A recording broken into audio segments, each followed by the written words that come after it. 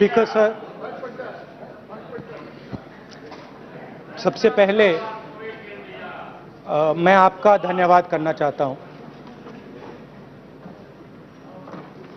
कि आपने मुझे लोकसभा में रीइंस्टेट किया।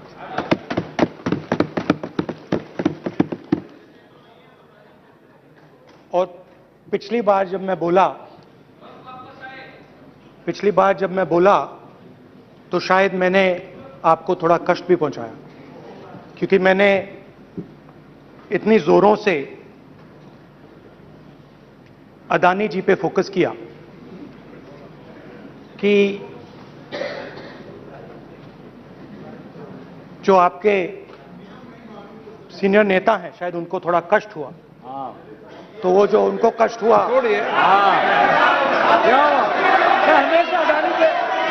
हमेशा अडानी पे अभी भी कष्ट हो रहा है। वो जो कष्ट हुआ, अभी भी कष्ट हो रहा है। विषय पे आइए, विषय पे। अभी भी कष्ट हो रहा है। अभी भी कष्ट हो रहा है। ये देखिए, ये सारे नहीं मगर सुनिए ये है। तो वो जो कष्ट हुआ 1 2 3 4 5 उसका असर शायद अभी भी हो रहे हैं। आप पे भी थोड़ा हुआ। तो इसके लिए मैं आपसे माफी मांगता हूं, मगर मैंने सिर्फ सच्चाई रखी थी। मगर आज जो मेरे बीजेपी के मित्र हैं, आज आपको डरने की जरूरत नहीं है। डरो मत, क्योंकि आज जो मेरा भाषण है, डरो मत, और आप डरो मत, डरो मत, डरो मत, डरो मत।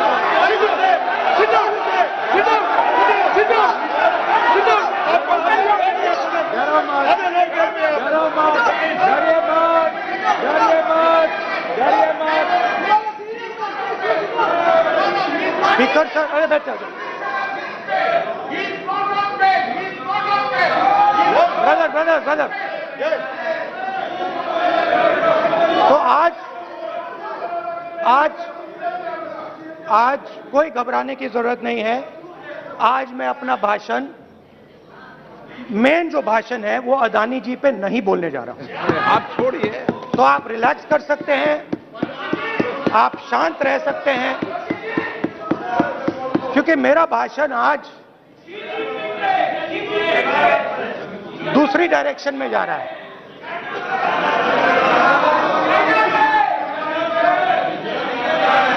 रूमी ने कहा था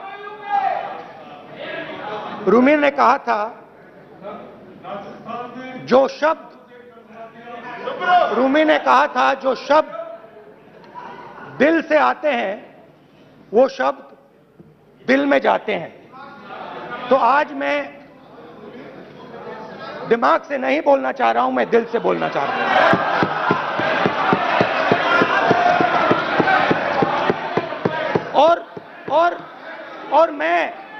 और मैं आज आप लोगों पर इतना आक्रमण नहीं करूंगा। मतलब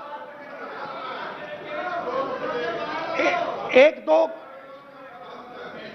दो गोले जरूर मारूंगा, मगर इतना नहीं मारूंगा। तो आप रिलैक्स कर सकते हैं। डरिए मत।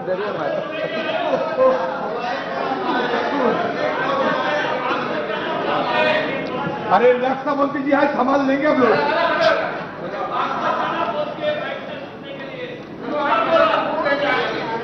पिछले साल 130 दिन के लिए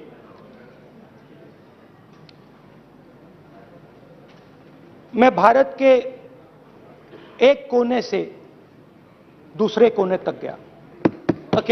अकेला नहीं, बहुत सारे लोगों के साथ।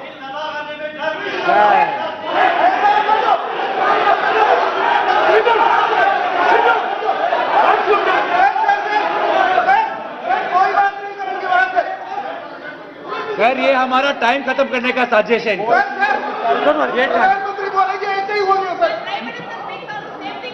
सारे समाज निकल गए जबरदस्ती समुद्र अधीर अधीर अधीर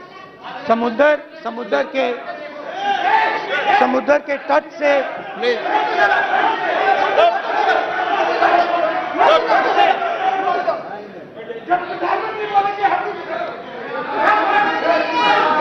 माननीय सदस्य प्लीज प्लीज ऐसे धमकाने का बात की मत बोलो यहाँ पे बोलिए, मैं आप उधर भी हाँ बोलिए। प्लीज मैं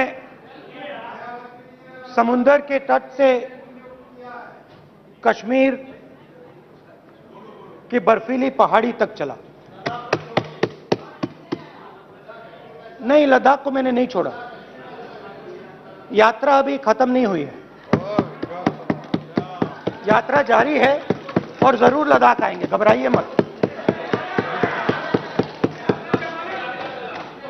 बहुत सारे लोगों ने मुझसे पूछा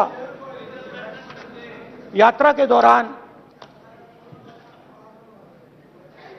यात्रा के बाद कि राहुल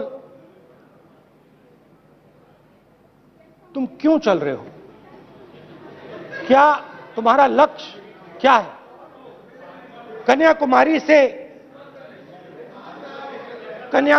से कश्मीर तक क्यों जा रहे हो। और जब वो मुझसे पूछते थे, शुरुआत में मेरे मुंह से जवाब नहीं निकलता।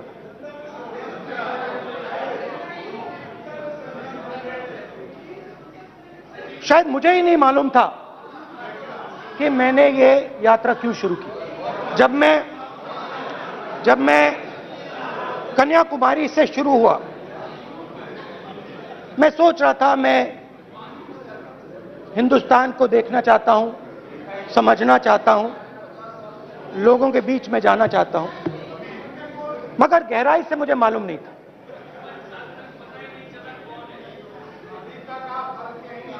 थोड़ी देर में मुझे बात समझ आने लगी।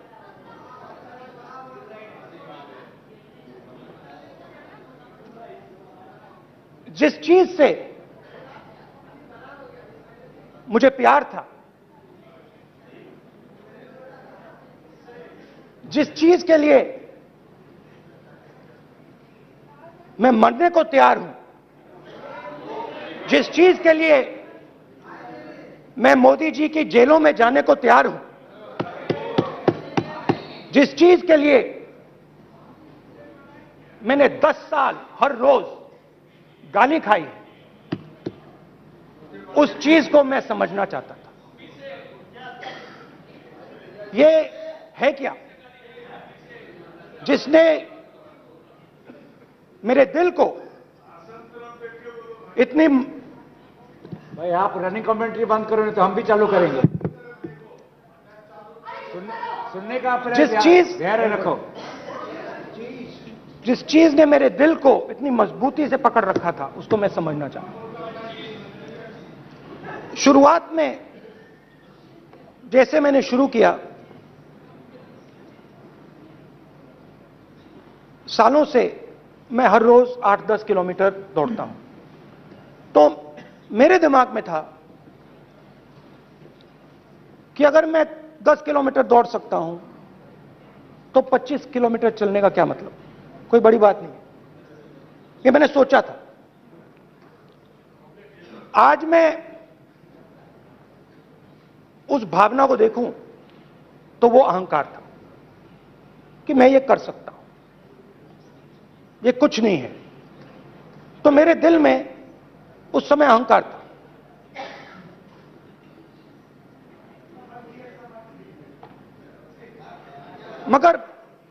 मगर भारत अहंकार को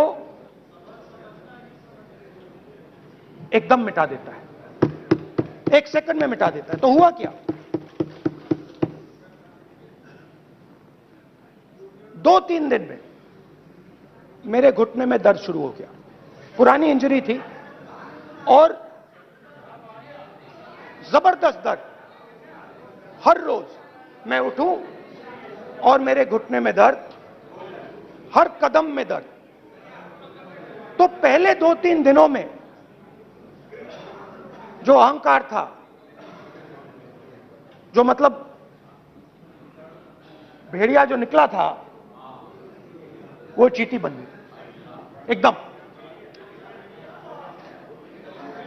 जो हिंदुस्तान को अहंकार से देखने निकला था, वो पूरा का पूरा अहंकार गायब हो गया। और रोज मैं डर डर के चलूं कि क्या मैं कल चल पाऊंगा। ये मेरे दिल में डर था। और जब भी ये डर बढ़ता था, कहीं ना कहीं से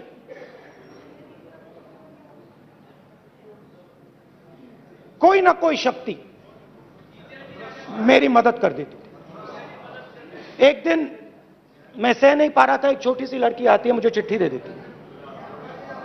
मैंने चिट्ठी खोली, 8 साल की थी, उसमें लिखा था, Rahul, I am walking with you, don't worry. उसने मेरे पैर में चोट देखी और उसने अपनी शक्ति मुझे दे दी। सिर्फ उसने नहीं, लाखों लोग ने। और शुरुआत में जब मैं चल रहा था, कोई किसान आता था, मैं एकदम पहले उसको अपनी बात बताता था कि आपको ये करना चाहिए, आपको इस प्रकार से काम करना चाहिए। मगर इतने लोग आए, हजारों लोग आए, कि थोड़ी देर में मैं बोल नहीं पाया। जो मेरे दिल में बोलने का डिजायर था, वो बंद हो गया। बोल ही नहीं पाया, क्योंकि इतने लोगों से बोलना था। और एक सन्नाटा सा छा गया, भीड़ की आवाज थी, भारत जोड़ो, भारत जोड़ो, भारत जोड़ो।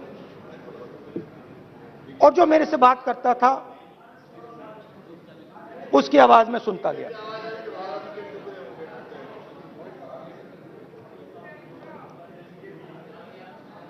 हर रोज सुबह 6 बजे से रात 7-8 बजे तक आम आदमी, गरीब, अमीर, बिजनेसमैन, किसान, मजदूर, सबकी आवाज।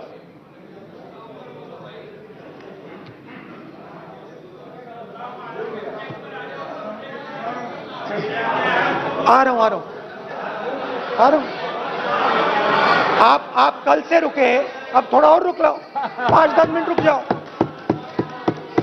तो ये चलता गया, मैं बात सुनता गया। और फिर मेरे पास एक किसान आया, और किसान ने हाथ में रुई पकड़ी हुई थी, और उसने मुझे कहा, अध्यक्ष महोदय, उसने मुझे कहा, मेरी आंख में देखकर उसने मुझे अपना